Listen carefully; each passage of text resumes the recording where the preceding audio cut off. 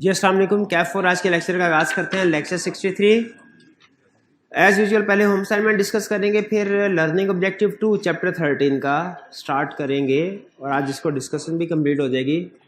Liability of partner and firm. अब ये liability of partner and firm बात हो रही है थर्ड पार्टीज़ को सामने रखते हुए। चैप्टर 12 में भी हमने लायबिलिटीज़ का जिक्र किया था, राइट्स ड्यूटीज़ का जिक्र किया था, लेकिन वो थी पार्टनर्स की अपनी एक दूसरे के साथ चैप्टर 12 में।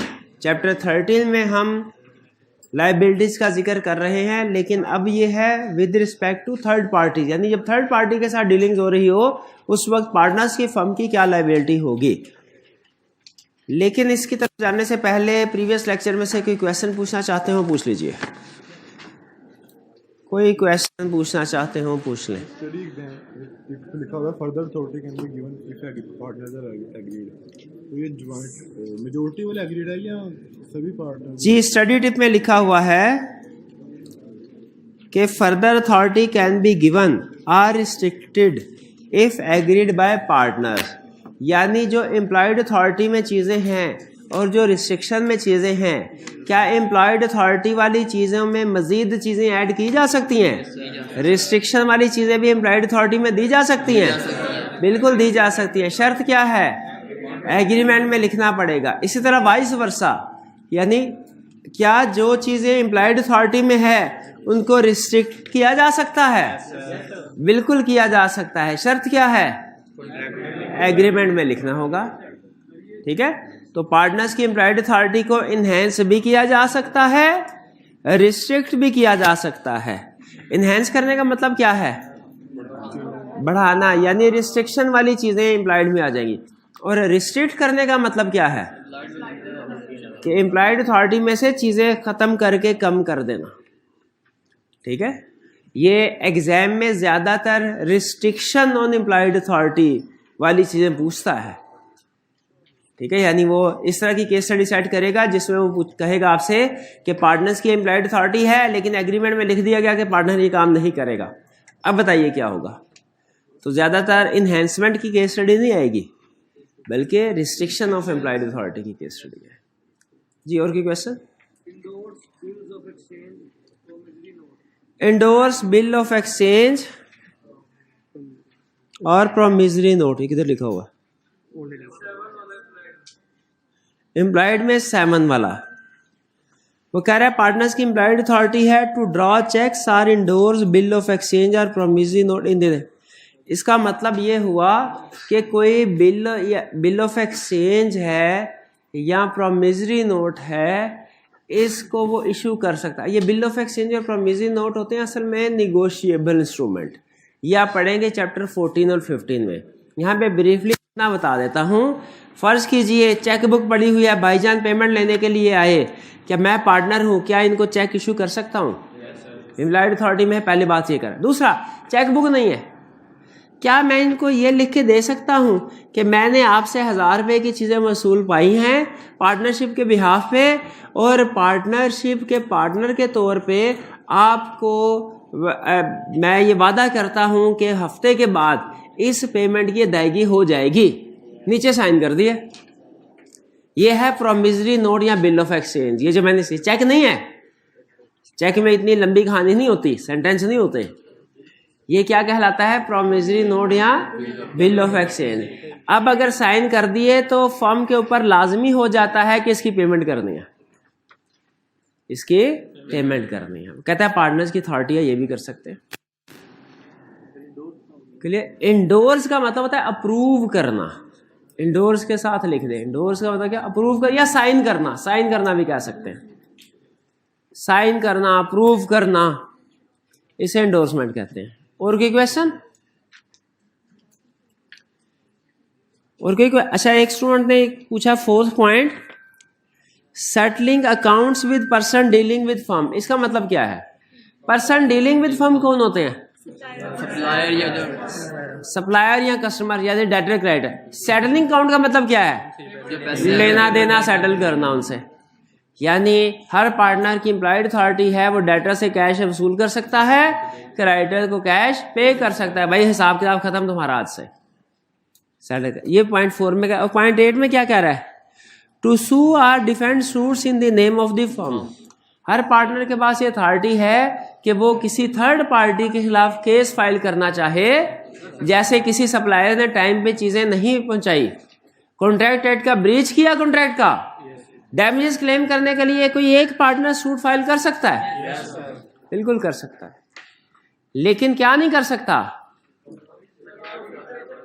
आर्बिट्रेशन में नहीं लेके जाएगा, कंप्रोमाइज नहीं करेगा, रिलिंक्विश नहीं करेगा, लायबिलिटी एक्सेप्ट नहीं करेगा। शाबाश, क्लियर जी? ये सेटल और सू वाले दोनों पॉइंट समझ आ गए। सेटल वाला और सू वाला भी पार्टनर खुद सू करेगा, कर सकता है।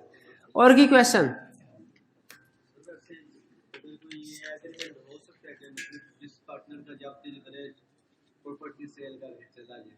क्या ऐसा एग्रीमेंट हो सकता है जिस पार्टनर का जब दिल करे प्रॉपर्टी सेल करके चला जाए दुबई? पार्टनरशिप एक्ट के मुताबिक अथॉरिटी में शामिल नहीं है, रिस्ट्रिक्शन है ना, अथॉरिटी में शामिल नहीं है। लेकिन अगर थ्रू एग्रीमेंट किसी पार्टनर को अथॉरिटी दे दी कि वो अगर चाहे तो इमूवेबल प्रॉपर्टी को सेल कर सकता है, तो यस, वो सेल करके दुबई निकल सकता है। और क्या ये सेलिंग का एग्रीमेंट फर्म पे बाइंडिंग होगा? बाइंडिंग जी जी। चलिए जी, और की क्वेश्चन? देखिए, प्रॉपर्टी चाहे कैपिटल का हिस्सा हो, वो फर्म की प्रॉपर्टी बन गई ना। फर्म की जब पार्टनरशिप में ले आया, फर्म की प्रॉपर्टी बन गई ना। फर्म की प्रॉपर्टी कोई इंडिविजुअल पार्टनर अपनी मर्जी से इस्तेमाल या सेल कर सकता है? नहीं कर सकता, वो लाता ही ना। जी जी।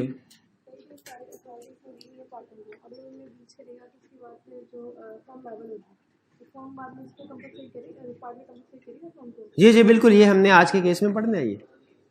ये सिचुएशन पढ़ने क्वेश्चन पूछा, लेकिन उस क्वेश्चन की डिस्कशन आज के कि अगर कोई एक पार्टनर अपनी अथॉरिटी से एक्सीड करता है और कोई ट्रांजैक्शन करता है जिससे फर्म को नुकसान हो जाए, जिससे फर्म को नुकसान हो जाए, क्या वो पार्टनर लायबल है कंपनसेट करने के लिए? यस, बिल्कुल लायबल है। ये तो उसकी ड्यूटी है, ड्यूटी टू इंडेमनीफाई। बेहतरीन, बेहतरीन, एब्सोल्यूट ड्यूटी। शाबाश। और कोई क्वेश्चन? जी, और कोई क्वेश्चन? कोई क्वेश्चन नहीं? चलिए फिर आज के 5 पेपर के क्वेश्चन, आई कैप के क्वेश्चंस की तरफ चलते हैं। क्या कहता है आई कैप, क्या सिखाना चाहता है हमें इन क्वेश्चंस में? सबसे पहला क्वेश्चन, और पहला क्वेश्चन रिप्रोडक्शन का रटे वाला क्वेश्चन है। Authority of a partner to bind the firm is called employed authority. Authority of a partner to bind, क्या पार्टनर अपने एक्ट से फर्म को बाइंड कर सकता है, पाबंद कर सकता है? लेकिन शर्तें हैं 2। क्या शर्त? इंटेंशन होनी चाहिए, और दूसरा वो ऑर्डिनरी कोर्स ऑफ बिजनेस का एक्ट होना चाहिए। इंटेंशन होनी चाहिए, ऑर्डिनरी कोर्स ऑफ बिजनेस का एक्ट होना चाहिए। अच्छा, इंटेंशन तो हमने जब ये वो पैसे लेके गया था पिछले चैप्टर में, या लेके आता था, तो एंट्री बुक्स में डाली कि नहीं डाली? इंटेंशन का उससे पता चलता था, याद है? यहाँ पे इंटेंशन का कैसे पता चलेगा कि थर्ड पार्टी के साथ कोई ट्रांजैक्शन की है अगर, तो वो फर्म को बाइंड करने के लिए की है कि खुद को बाइंड करने के लिए की है? ये हाँ, इन दी नेम, अगर वो फर्म के नाम से की गई है फिर बाइंड होगी, तो इसका मतलब उसकी इंटेंशन क्या थी? फर्म को बाइंड। हाँ जी, अगर जैसे जाके कहे भाईजान चाहिए, मुझे सामान चाहिए, अपना नाम लेता है, तो इसका मतलब उसकी इंटेंशन नहीं है फर्म को बाइंड। लेकिन फर्म का नाम लेता है फिर फर्म पे बाइंड होगी, तो फिर इंटेंशन है फर्म को बाइंड करने की। तो यहाँ पे इंटेंशन कैसे पता चलेगी? नेम से। फर्म का नाम ले रहा है कि नहीं ले रहा? फर्म का नाम ले रहा है तो इंटेंशन है फर्म को बाइंड करने की। कह रहा जी, list the acts which can not be exercised by partner as his employed authority. कौन सी लिस्ट है, पहली के दूसरी? दूसरी, रिस्ट्रिक्शन वाली। और अगर इस पूरे स्टेटमेंट सारी एज इट इज सिर्फ कैन नॉट की बजाय वर्ड कैन लिख देते, पहली वाली बन जाती। इसका मतलब है एग्जाम में क्वेश्चन को ध्यान से पढ़ना है, थोड़ा सा चेंज आ गया ना क्वेश्चन के अंदर तो कंसेप्ट बदल जाता है। ठीक है जी, इसमें कोई प्रॉब्लम? रिस्ट्रिक्शन लिख देंगे। कितनी रिस्ट्रिक्शंस हैं? 8, 4 नंबर है तो कितनी लिखनी चाहिए? हाँ 8, शाबाश। 0.5 की एक ये चीज। नेक्स्ट क्वेश्चन,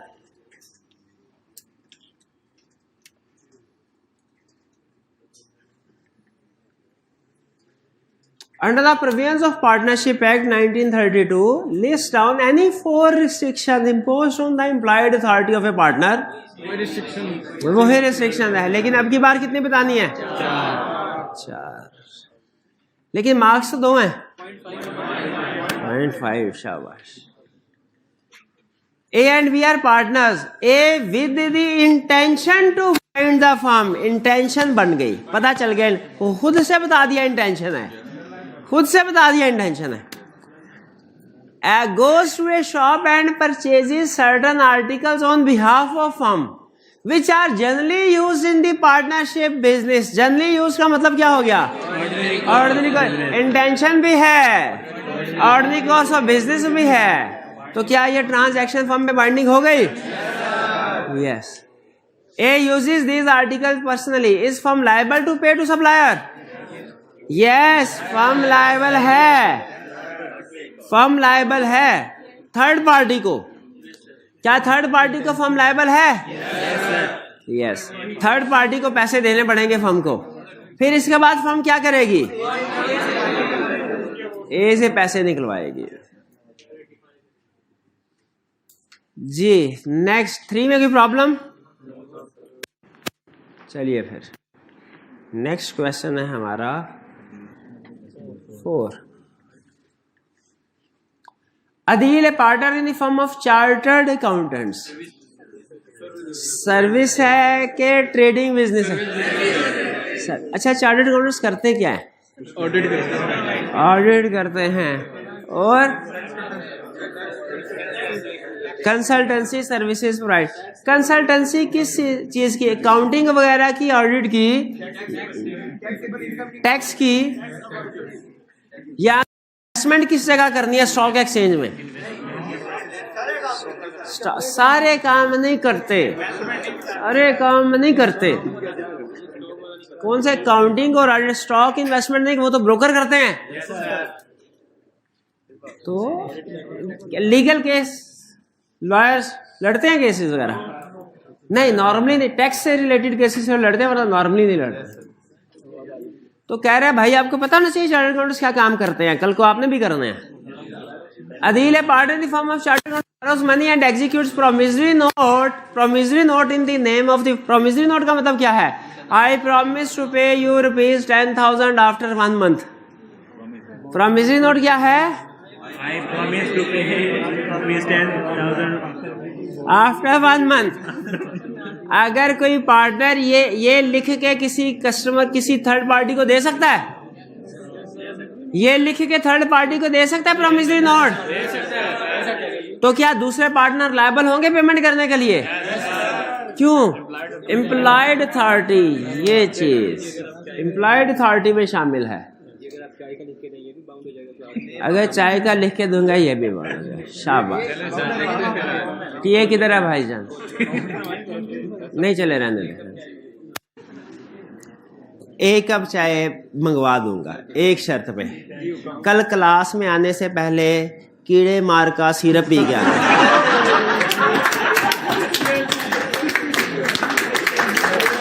मंगवाऊं चाय? चाय मंगवाऊं भाई? 2 कप चाय, एक इसके लिए, एक मेरे लिए। चलिए जी आगे चलते हैं। अदील ए पार्टनर, अच्छा ये partner, is the transaction binding on the firm? क्या फर्म पे बाइंडिंग है? सर्विस बिजनेस में नहीं बोरो मनी। सर्विस बिजनेस में नहीं है, क्योंकि सर्विस बिजनेस जो है इसका काम, ट्रेडिंग बिजनेस में तो बोरो मनी नॉर्मली जरूरत पड़ती रहती है, सर्विस बिजनेस में नहीं पड़ती, इसीलिए ये बाइंडिंग नहीं है, नहीं है। इसके बाद नेक्स्ट 5th, सर पॉइंट 7 में लिखा हुआ है कि draw cheques or trading business के लिए। इसके साथ लिखा हुआ है कि trading business to borrow money, ये बारो मनी है, ठीक है। Partnership deed of a trading firm place a restriction on the authority of partner to sell the goods. Restriction लगाई क्या कि गुड्स को सेल नहीं कर सकते। One of the partner sells the good, is this transaction binding on the firm? ये depend करता है, ये डिपेंड करता है किस पे, कि थर्ड पार्टी को नॉलेज था। एग्जैक्टली वही कंसेप्ट जो एजेंसी वाला था कि एजेंट अपनी अथॉरिटी, प्रिंसिपल ने एजेंट की अथॉरिटी रिस्ट्रिक्ट की, एजेंट ने अपनी अथॉरिटी से एक्सीड किया। हाँ, थर्ड पार्टी इफ नोज कि अगर थर्ड पार्टी को पता है कि एजेंट अथॉरिटी से एक्सीड कर रहा है, principal not binding. If third party does not know, transaction binding on principal. और जब प्रिंसिपल थर्ड पार्टी को भुगता देगा, फिर एजेंट के साथ क्या करेगा भला? वो दो हाथ। क्लियर जी? इसमें कोई प्रॉब्लम? तो सेम कंसेप्ट इधर भी है कि अगर थर्ड पार्टी को पता था कि पार्टनर अपनी अथॉरिटी से एक्सीड कर रहा है, फर्म लायबल नहीं है। और अगर थर्ड पार्टी को नहीं पता था, फर्म यानी थर्ड पार्टी अगर इनोसेंट है तो फर्म लायबल है आसान अल्फाज में। हाँ जी, ठीक है। इसको इनोसेंट भी कह सकते हैं। और बाज़-औक़ात लॉ कहता है acted in good faith without negligence. If third party acted in good faith without negligence, अच्छा फ्रेज लगा ना आपको, लिख लीजिए कि if third party acted in good faith without negligence तो फर्म लायबल है। और अगर थर्ड पार्टी को पता था कि अथॉरिटी से एक्सीड कर रहा है पार्टनर, फिर भी उसने ये काम किया, ट्रांजैक्शन की, फिर ये फर्म के ऊपर बाइंडिंग नहीं है। क्यों बाइंडिंग नहीं है? Third party did not act in good faith. ठीक है, ये बात समझ आ गई? आगे चलते हैं जी।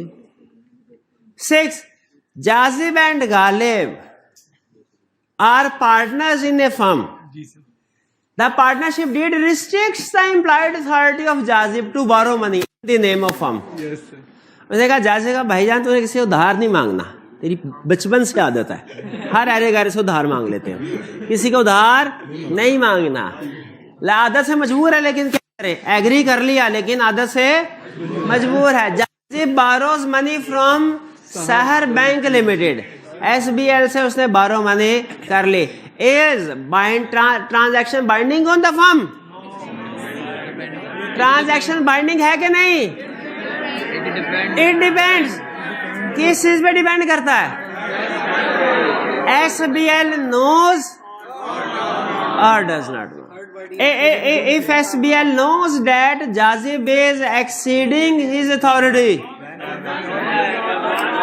firm not liable.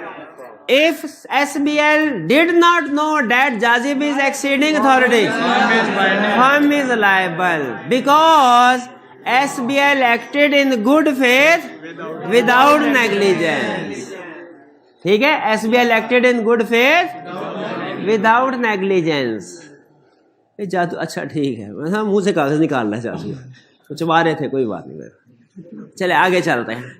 6 इसके बाद भाई इसमें कोई problem? 7, Naima and Raima are partners in a cloth business. Naima orders in firm's name, intention आ गई, इंटेंशन आ गई। And on the firm's letter head, intention आ गई, फर्म का नाम यूज किया है। To be supplied with 2 bags of wheat at her residence। इसमें रेजिडेंस ज्यादा क्रिटिकल वर्ड है कि वीट। बिल्कुल, क्यों भला? ऑर्डिनरी कोर्स ऑफ बिजनेस नहीं है, बाज़ औक़ात फर्म की चीज़ें घर पे भी, हालांकि घर पे चीज़ें डिलीवर करना भी एक इंडिकेशन है कि पर्सनल ट्रांजैक्शन हो सकती है, लेकिन हमने असल फैसला रेजिडेंस की बेस पे नहीं किया, ऑर्डिनरी कोर्स ऑफ बिजनेस पे किया है। क्लियर जी? क्लॉथ और वीट बिजनेस में फ़र्क आपने नोट किया था क्या? मैंने किसी क्वेश्चन में, किसी दिन, किसी कंसेप्ट में आपको यह बताया है कि पार्टनरशिप के क्वेश्चन में नेचर ऑफ बिजनेस को भी अंडरलाइन करना है? बताया कि नहीं बताया? किस कंसेप्ट में बताया था nature of business? Competing business में। अब यहाँ पे ऑर्डिनरी कोर्स ऑफ बिजनेस में समझ आ गया, ठीक है? तो है पार्टनरशिप में बिजनेस को इंपॉर्टेंट है, किस वजह से? कंपीटिंग बिजनेस की वजह से और ऑर्डिनरी कोर्स ऑफ बिजनेस की वजह से। पार्टनरशिप में बिजनेस को अंडरस्टैंड करना, नेचर पढ़ना अहम है, अंडरलाइन करना अहम है। क्यों? कंपीटिंग बिजनेस और ऑर्डिनरी कोर्स ऑफ बिजनेस के लिए। Is this transaction binding on the firm? No, no firm. क्यों no? Ordinary course of business है।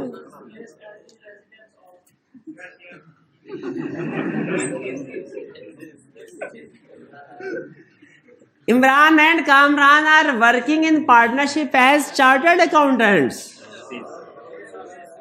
Sajid gives rupees 90,000 to Imran for investment in some good security. उसने कहा किसी अच्छी जगह इन्वेस्टमेंट करो, किसी अच्छी जगह इन्वेस्टमेंट करो।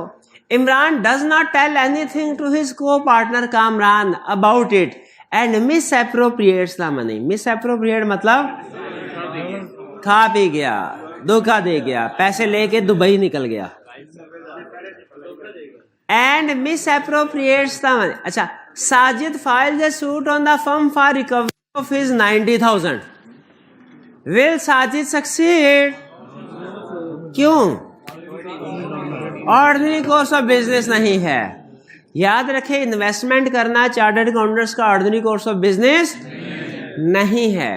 उनका तो काउंटिंग वगैरह से रिलेटेड काम है ऑर्डिनरी कोर्स ऑफ बिजनेस। ये भी रीजन नहीं हो सकता कि उसने उससे इंफॉर्मेशन हाइड की इसलिए वो लाइव फॉर्म लाइव नहीं, वो तो आपस में पार्टनर का होता है। वो तो आपस में पार्टनर का होता है। दूसरे पार्टनर को बताया कि नहीं बताया, वो तो पार्टनर का आपस में मसला है, ठीक है? थर्ड पार्टी का तो उससे कोई लेना देना नहीं। चलिए आगे चलते हैं भाई। ये क्लियर हो गया। Will Sajid succeed? क्यों नहीं? Ordinary course of business. Ordinary course of, अब उधर नहीं देखना। इस पार्टनरशिप में ऑर्डिनरी कोर्स ऑफ बिजनेस क्या था और क्या उसने कहा था थर्ड पार्टी ने? सर्विस प्रोवाइड करनी थी, काउंटिंग वगैरह की, चार्टर्ड अकाउंटेंट्स थे। लेकिन थर्ड पार्टी ने काम कौन सा दे दिया? इन्वेस्टमेंट का। तो क्या इन्वेस्टमेंट करना चार्टर्ड अकाउंटेंट्स का ऑर्डिनरी कोर्स ऑफ बिजनेस नहीं है? यह शाबाश, नहीं है। अगर वो चार्टर्ड अकाउंटेंट ना होते और स्टॉक में इन्वेस्टमेंट का उनका ऑर्डिनरी कोर्स ऑफ ब्रोकर होते, चार्टर्ड अकाउंटेंट्स ना होते, ब्रोकर होते, तो फिर ये ट्रांजैक्शन बाइंडिंग होती। क्यों बाइंडिंग होती? ब्रोकर का ऑर्डिनरी कोर्स ऑफ बिजनेस होता है शेयर सेल परचेज। हाँ, इंडिविजुअली वो इमरान को, साजिद इंडिविजुअली इमरान को सू कर सकता है, बिल्कुल कर सकता है, ठीक है? लेकिन फर्म को नहीं कर सकता। इसके लिए फर्म लायबल नहीं है।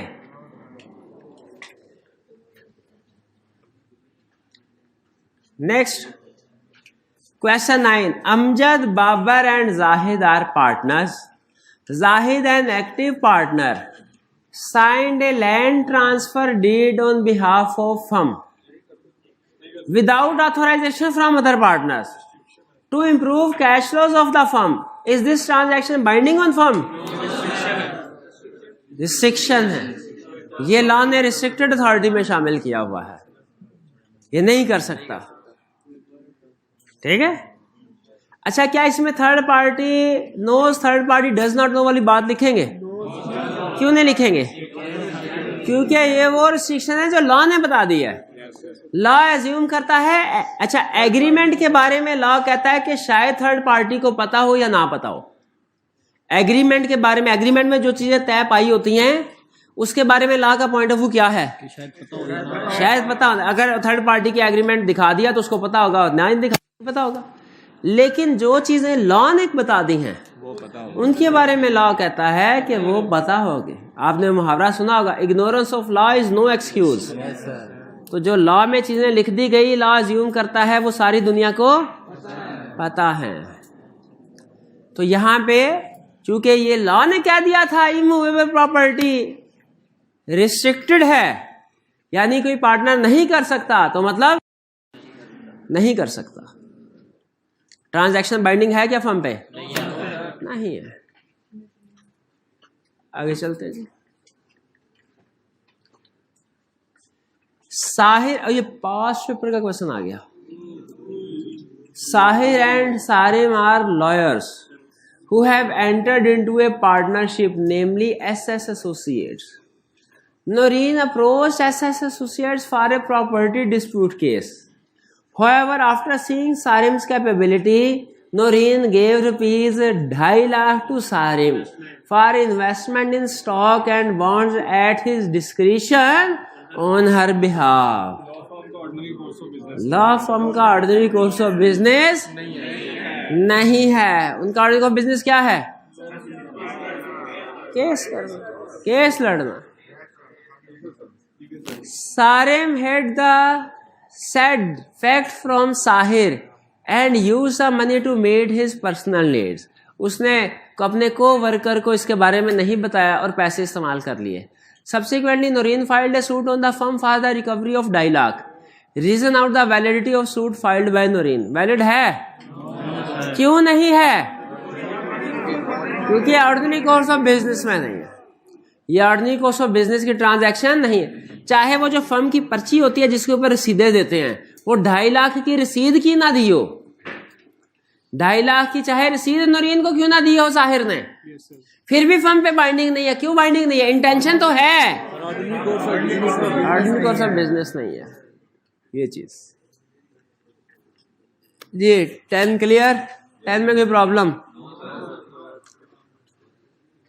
Next 11।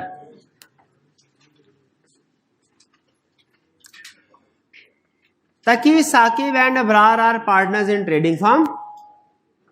By an agreement among themselves, they decided that no partner shall have authority to buy or sell goods beyond the limit of 20,000 without the consent of other partners.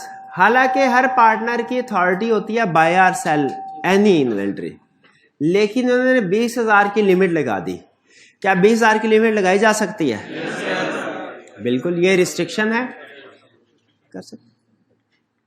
फिर क्या हुआ? Ignorant of this restriction, Wajid एक third party था, वाजिद को नहीं पता था। Ignorant of this restriction का मतलब क्या?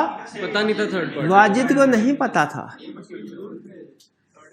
Wajid sold goods worth ₹45,000 to Saqib who did not consult with other partners. Saqib ने चुप करके 45,000 की चीजें खरीद ली और दूसरे पार्टनर्स को नहीं बताया। In view of the provisions of Partnership Act 1930 to explain whether the firm and its partners are liable to Wajid under above circumstances. yes sir, क्योंकि फर्म और पार्टनर लायबल हैं? लायबल, पहले भाई को दे, पहले भाई को दे। भाई लायबल है? क्यों लायबल है? Third party acted in good faith, क्योंकि थर्ड पार्टी ने acted in good faith, third party को नहीं पता था। ठीक है जी, चलिए ये थे हमारे क्वेश्चन। इनमें कोई प्रॉब्लम? क्या रिपीट कर दूं? ये अच्छा, ये केस स्टडी, इस तरह की केस स्टडी आई क्या अक्सर पूछ लेता है, इसलिए इसको ध्यान से समझ लीजिए। आपने बाकी सारे क्वेश्चन में कुछ भी नहीं समझा, कोई नो टेंशन, लेकिन इसको अच्छे तरीके से समझ लेना। क्या पार्टनर्स ने आपस में एग्रीमेंट ये किया कि हर एक की जो बाइंग और सेलिंग की अथॉरिटी है ना, उसको लिमिट कर दिया जाएगा 20,000 तक। 20,000 से ऊपर अगर बाइंग सेलिंग होगी तो बाकी पार्टनर की रजामंदी से होगी, अकेला पार्टनर नहीं करेगा। तो इन्होंने क्या किया? एम्प्लॉयड अथॉरिटी को रिस्ट्रिक्ट कर दिया। Can employed authority be restricted? Yes, employed authority can be restricted. Yes, employed authority can be restricted, तो बिल्कुल रिस्ट्रिक्टेड है। अच्छा, अब लेकिन थर्ड पार्टी वाजिद थी, वाजिद को नहीं पता था, उसने 20 की बजाय 45,000 की चीजें बेच दी साकिब को। तो बताइए इसमें कसूर साकिब का है कि वाजिद का है? साकिब वाजिद तो इग्नोरेंट है, उसे तो पता ही नहीं, वो तो नॉर्मल एज्यूम करा। वाजिद तो सिर्फ लॉ पढ़ के आया होगा ना, एग्रीमेंट थोड़ी पढ़ा उसने। लॉ में लिखा था बाइंग सेलिंग इम्प्लॉयड अथॉरिटी में शामिल है। वाजिद ने इसी धोखे से 45,000 की चीजें बेच दी। क्या फर्म लायबल है?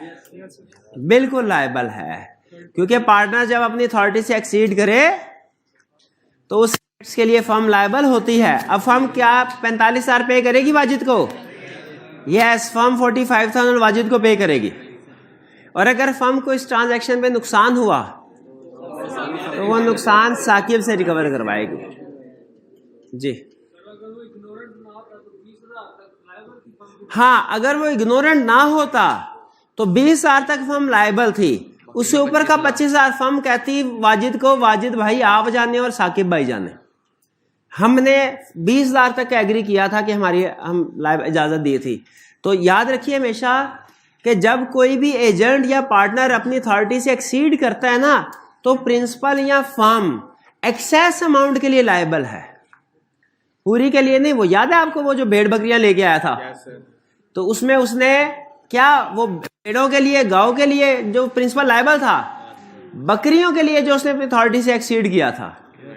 ये हमने कहा था ये डिपेंड करता है, अगर वो रेटिफाई कर दे तो ठीक, रेटिफाई नहीं करता तो बाइंडिंग नहीं। ठीक है जी।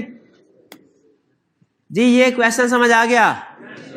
चलिए अब चलते हैं हम अपने नेक्स्ट कंसेप्ट की तरफ। हमारा आज का कंसेप्ट है लायबिलिटी के ऊपर।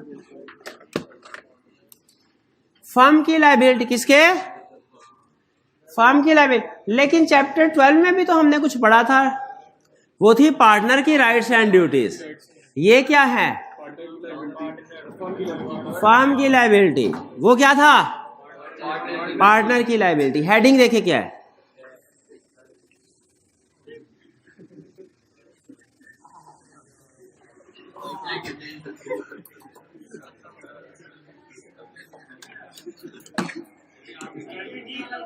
किसी दिन सांप निकल ही आना है।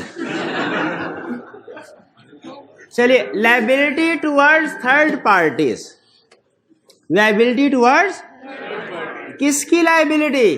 फर्म की। उसने तीन हिस्सों में इस कंसेप्ट को डिस्क्राइब किया है, 3 हिस्सों में। पहला, liability for acts of firm. Firm के एक्ट के लिए पार्टनर लायबल है कि नहीं, पहले ये समझा रहा है। ये कंसेप्ट क्या है?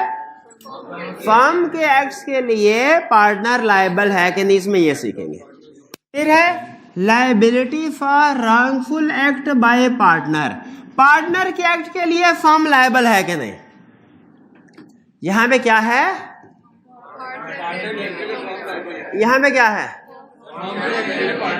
एक्ट फर्म का है, तो देखना पार्टनर लायबल है कि नहीं। यहां पे क्या देखना है? एक्ट पार्टनर का है, फर्म लायबल है कि नहीं।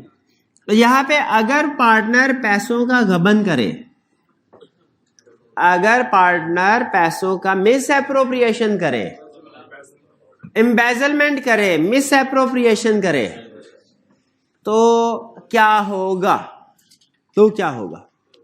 ठीक है, ये हम स्टडी करते हैं। सबसे पहले पहला कंसेप्ट तरतीब से, liability for acts of partner, sorry liability for acts of firm. Firm के जो भी एक्ट होंगे, और याद रखें फर्म के कोई भी एक्ट फर्म खुद नहीं कर रही होगी। फर्म के एक्ट से मुराद है पार्टनर्स के वो एक्ट्स जो विद इंटेंशन और in ordinary course of business है, वो एक्ट फर्म के एक्ट बन जाएंगे। तो जब कोई भी फर्म का एक्ट होगा उसके लिए हर पार्टनर लायबल है। सिर्फ वो पार्टनर नहीं जिसने एक्ट किया है, बल्कि सारे पार्टनर्स लायबल है। Liability for acts of firm, every partner is liable. और उसकी लायबिलिटी क्या होगी? अनलिमिटेड। अनलिमिटेड का मतलब क्या होता है? Joint and several. Her partner की लायबिलिटी क्या होगी? For acts of firm, joint and several. और अगर कोई पार्टनर अपने हिस्से से ज्यादा पे कर देता है तो वो दूसरे पार्टनर से रीइंबर्समेंट क्लेम कर सकता है। देखिए इसमें कोई प्रॉब्लम? फर्म के एक्ट्स पार्टनर्स पे लायबल, पार्टनर्स लायबल हैं, जॉइंटली भी, सेवरली भी। और अगर कोई पार्टनर इस जॉइंट एंड सेवरल की वजह से ज्यादा पे कर देता है, रीइंबर्स दूसरे पार्टनर से करवा सकता है। Next second, liability for wrongful act by partner. कोई एक पार्टनर ऐसा है जो कि कोई रॉन्गफुल एक्ट करता है, गलत काम करता है जो कि उसे नहीं करना चाहिए था। कहता है फर्म इज लायबल, तो थर्ड पार्टी को फर्म लायबल है, थर्ड पार्टी को फर्म लायबल। जैसे केस स्टडी याद आ गई, कस्टमर आया कहने लगा ए पार्टनर, बाकी पार्टनर किधर है? उसने कहा आपको काम से गर्ज होना चाहिए, बताइए मैं भी काम करने बैठा हूं। उसने कहा अच्छा ऐसा करो, शुगर पैक कर दो और 15-15 किलो वाला शॉपर पैक करना है तुमने। अच्छा बिल्कुल पहुंच जाएगा। देखा तो 10 किलो वाले शॉपर पड़े हुए थे, उसने क्या किया, पैकिंग 10 किलो वाले में कर दी। अब ये रॉन्गफुल एक्ट है कि नहीं पार्टनर का? जब ये शिपमेंट पहुंची कस्टमर के पास, उसने कहा मैंने तो 15 किलो की पैकिंग कहा था, ये 10 किलो की कहां से ले आओ? नहीं वसूल करता, ले जाओ वापस। आने जाने का खर्चा, पैकिंग का खर्चा, बाकी मटेरियल वापस आ गया। यह नुकसान हुआ फर्म को। और फिर उसने कोई डैमेजेस अगर क्लेम कर दी हैं, क्योंकि ब्रीच ऑफ कॉन्ट्रैक्ट हुआ ना इंस्ट्रक्शंस के मुताबिक, तो ये सारे जो लॉस हुआ फर्म को, ये किसको बेयर करना पड़ेगा? थर्ड पार्टी को फर्म पे कर देगी, थर्ड पार्टी को फर्म पे कर दे। क्योंकि जिस तरह फर्म के एक्ट्स के लिए पार्टनर लायबल हैं, उस तरह पार्टनर के एक्ट्स के लिए फर्म लायबल है, उसको फर्म भुगता देगी। लेकिन विद इन दी फर्म उस पार्टनर से पैसे निकलवाए जाएंगे, उस पार्टनर से पैसे। याद रखें कि रॉन्गफुल एक्ट या फ्रॉड होना तो सारे का सारा नुकसान उसी पार्टनर को जाता है जिसका रॉन्गफुल एक्ट है या फ्रॉड है। होना भी ऐसे चाहिए। आम कोई लायबिलिटी होगी ना, वो सबने बराबर बराबर अदा करनी है। आम कोई लायबिलिटी होगी, उसमें अगर कोई एक ज्यादा शेयर देता है तो दूसरे वापस करेंगे। लेकिन अगर कोई रॉन्गफुल एक्ट है या फ्रॉड है, जैसे 10 लाख फ्रॉड लेके तो भाई भाग गया, 10 दिन बाद जब खर्च हो गए पैसे सारे वापस आया, तो बैंक ने कहा ए भाई तू मेरे से 10 लाख लेके निकल गया था, 10 लाख वापस फर्म से लिया। अब अगर 10 लाख फर्म ने बैंक को वापस कर दिया तो क्या फर्म उससे पैसे लेगी? बिल्कुल लेगी। लेकिन फर्ज कीजिए यही बंदा बैंक के हत्थे चढ़ गया और इसने बैंक को 10 लाख अदा कर दिया, क्या ये फर्म को कह सकता है कि आप भी वापस इक्वल शेयर करें? क्यों नहीं कह सकता? वो उसका अपना रॉन्गफुल एक्ट है, गबन इसने किया, सारे पैसे वही अदा करेगा, वही बर्दाश्त करेगा। जी बताइए, ये बात समझ आती है? फर्म अगर कोई पार्टनर रॉन्गफुल एक्ट करता है, थर्ड पार्टी को फर्म लायबल है, थर्ड पार्टी को फर्म लायबल है। जैसे छोटे होते थे, आपको याद होगा है कि आप जाते थे हमसायों के घर खेलने के लिए, हमसायों का बच्चा उसके साथ लड़ाई, उसको 2 लगा के घर आ जाते थे। फिर थोड़ी बात हमसायों के वालिदैन आते शिकायत लगाने के लिए, तो वो किसको शिकायत लगाते थे? आपको लगाते थे? नहीं, वो तो वालिदैन को लगाते थे, फर्म को लगाते थे शिकायत। इंडिविजुअल पार्टनर छुप के रॉन्गफुल एक्ट करके साइड पे बैठा हुआ है, क्या वालिदैन ये कहते थे पकड़ लो, उधर उधर छुपा हुआ चारपाई के नीचे पकड़ लो उसको? ये नहीं कहते थे, है वो माफी तलाफी करके शरबत मिला के हाँ ठंडा करके भेज देते थे। उसके बाद क्या होता है? हाँ, firm is liable to third party, आधा हिस्सा है कंसेप्ट का। फिर उसके बाद full loss borne by guilty partner, वो सारे के सारे असरात ट्रांसफर होते थे। हमें याद है, यही कंसेप्ट इधर है कि कोई पार्टनर रॉन्गफुल एक्ट करके भागेगा, थर्ड पार्टी को तो फर्म लायबल है, वो पे कर देगी उसको जो करना होगा। लेकिन फिर उसके बाद पार्टनर फुल लायबल है, फुल लायबल है। जी भाई, ये बात समझ आई आपको? रॉन्गफुल एक्ट वाली बात समझ आई? अब आते हैं miss application of money. Miss application of money का मतलब है कि फर्म के पैसे थे और पार्टनर ने गलत इस्तेमाल कर लिया, ठीक है?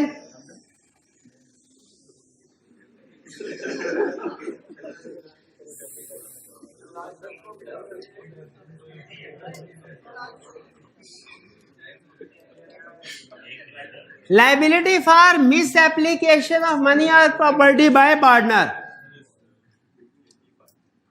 ठीक है। Firm is liable to third party. अच्छा, ये कंसेप्ट ना इससे मिलता जुलता है। इसमें सिर्फ ये है कि इसमें उसने उसको जनरलाइज रखा है, रॉन्गफुल एक्ट कोई भी हो सकता है। इसमें उसने उसको स्पेसिफिकली मनी से रिलेट कर दिया, ठीक है। जैसे जो मैंने आपको एग्जांपल दी थी कि गलत पैकिंग कर दी, वो रॉन्गफुल एक्ट तो था लेकिन वो मनी से रिलेटेड नहीं था। इस तरह के एक्ट इस प्रोविजन में आते हैं। लेकिन अगर किसी पार्टनर को कस्टमर ने एडवांस दिया हो और वो पैसे लेके निकल जाए, अब इसमें भी थोड़ा थोड़ा फर्क है दोनों में, कि अगर कोई पार्टनर बैठा है दुकान पे, कस्टमर आया, उसने एडवांस दिया, पार्टनर ने एडवांस लिया, रसीद काट के कस्टमर को दी और खुद दुबई निकल गया, ये क्या है? ये मिस एप्लीकेशन ऑफ मनी, कि पार्टनर ने पैसे रिसीव किए कस्टमर से, उनको मिस अप्लाई किया। दूसरा कंसेप्ट क्या है कि पार्टनर आया, दुकान पे बैठा, सारा दिन ग्राहक कोई भी नहीं आया, लेकिन जाने से पहले जो ही उसने दराज खोला, अंदर हजार हजार के नोट पड़े थे। उसे पता चला अच्छा मेरे आने से पहले कस्टमर आ चुके थे। अब उसने रिसीव नहीं किए पार्टनर ने पैसे, बल्कि ऑलरेडी फर्म के किसी अकाउंट में किसी जगह पे पैसे पड़े थे, वो पकड़ के उसने जेब में डाले, दुबई निकल गया। इसके लिए ये भी एक्ट मिस एप्लीक। अब मुझे ये बताइए कि जब ये कस्टमर आएगा, फर्म को बाकी पार्टनर को कहेगा सर एडवांस दे गया था, मेरी चीजें तैयार हुई कि नहीं, बाकी पार्टनर क्या कहेंगे? सर आपने जो एडवांस दिया था वो तो पार्टनर दुबई में निकल गया है, अब जाएं उससे पैसे लेके आए। क्या कस्टमर ये सुनेगा? देखा भाई मैंने आपकी फर्म को पैसे दिए थे, आपने कहाँ पे रखे, उन पैसों का क्या किया, मेरा लेना देना नहीं है, मुझे तो मेरी चीजें चाहिए। तो इसलिए याद रखें, अगर कोई भी पार्टनर खुद रिसीव करता है, उन पैसों को मिसअप्लाई करे, या फर्म ने ऑलरेडी पैसे रिसीव किए हुए हैं, वो उन पैसों को मिसअप्लाई करता है। यानी एक है कैश रिसीव्ड को मिसअप्लाई किया, पहली वाली बात। दूसरी वाली कैश इन हैंड को मिसअप्लाई किया। दोनों सूरतों में बात एक ही है, क्या? फर्म लायबल है थर्ड पार्टी को और पार्टनर फर्म लायबल को है। क्लियर? ये वाली थर्ड वाली एग्जांपल और सेकंड वाली एग्जांपल में कंसेप्ट सेम ही है, फर्क सिर्फ ये है कि ये उसने जनरल रखा है रॉन्गफुल एक्ट, और ये उसने स्पेसिफाई कर दिया है मनी से। और ये आपको पता है ये डिफरेंट है, क्योंकि ये फर्म के पॉइंट ऑफ व्यू से, ये दोनों पार्टनर के पॉइंट ऑफ व्यू से। क्लियर? फर्म के एक्ट्स के लिए पार्टनर लायबल होता है ना, और पार्टनर के एक्ट्स के लिए फर्म लायबल होती है। फर्म के एक्ट्स के लिए पार्टनर लायबल है, ये कौन से वाला पॉइंट है? पहला। और पार्टनर के एक्ट्स के लिए फर्म लायबल है। और अगर इसमें पार्टनर ने पैसों की 2 नंबरी की हो, तीसरे वाला। और अगर उसने कस्टमर के साथ कोई रॉन्गफुल एक्ट किया, सेकंड वाला पॉइंट। क्लियर जी? कोई प्रॉब्लम? रीडिंग टाइम चाहिए कि आगे चले? नहीं, पढ़ना नहीं है आपने, पढ़ चले। आपको 2 मिनट दिए, पढ़ लीजिए, फटाफट पढ़े। देखिए क्या वही चीजें जो पढ़ा, ये तो नहीं कि उधर कुछ और लिखा है मैंने कुछ और पढ़ा दिया हो, और कभी कभार हो जाता है ना ऐसे। फटाफट पढ़े पूरी तवज्जो के साथ, शाबाश।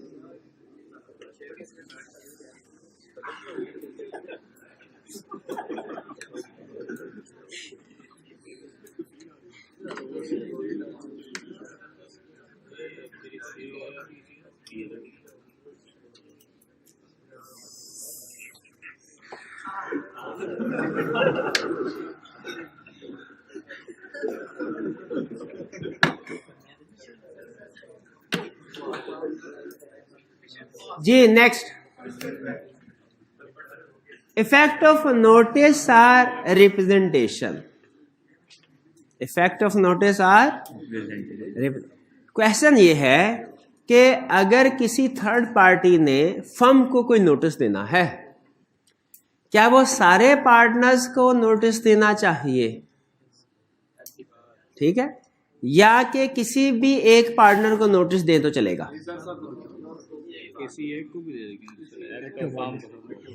एक्ट ऑफ फॉर्म, चूंकि एजेंट है किसी एक, सही अंदाजा लगाया, चूंकि हर पार्टनर एजेंट है, तो अगर किसी एक को भी नोटिस दे दिया तो मतलब सबको नोटिस दे, लेकिन शर्त यह है नोटिस उस पार्टनर को देना है एक्टिव हो। तो क्वेश्चन ये है कि नोटिस अगर फर्म को सर्व करना है उसका तरीकाकार क्या हो, कब यह समझा जाएगा कि वैलिड नोटिस फर्म को सर्व कर दिया गया है? 3 इसके कंडीशन है। पहला कंडीशन, नोटिस सर्व किया गया हो एक्टिव पार्टनर को, स्लीपिंग पार्टनर को नोटिस दिया वो वैलिड नोटिस नहीं समझा जाएगा। दूसरा, relate to affairs of firm, वो नोटिस रिलेट करना चाहिए फर्म के अफेयर्स के साथ, पर्सनल अफेयर के से नहीं, ठीक है। जैसे किसी पार्टनर ने घर का बिजली का बिल, एड्रेस लिखवाया हुआ है फर्म का, बिल उधर आ जाता है, फॉर एग्जाम्पल होता नहीं ऐसे नॉर्मली, फॉर एग्जाम्पल बिल उधर आ जाता है, तो क्या वो फर्म पे नोटिस अज्यूम किया जाएगा? क्यों? क्योंकि वो फर्म के मैटर से रिलेट नहीं करता। तो फर्म को नोटिस सर्व करना है, पहला असूल क्या है? नोटिस किसी भी एक एक्टिव पार्टनर को दे दीजिए। दूसरी कंडीशन, नोटिस रिलेट करना चाहिए फेज ऑफ फर्म के मामला से, पर्सनल अफेयर से नहीं, फर्म के अफेयर से। तीसरा, not related to fraud of partner. जैसे अगर फर्ज कीजिए ABC 3 पार्टनर्स थे, तीनों एक्टिव पार्टनर है, और पार्टनर ए ने कस्टमर के साथ फ्रॉड किया, 2 लाख लेके उसने चुपके से अपने पास रख लिया।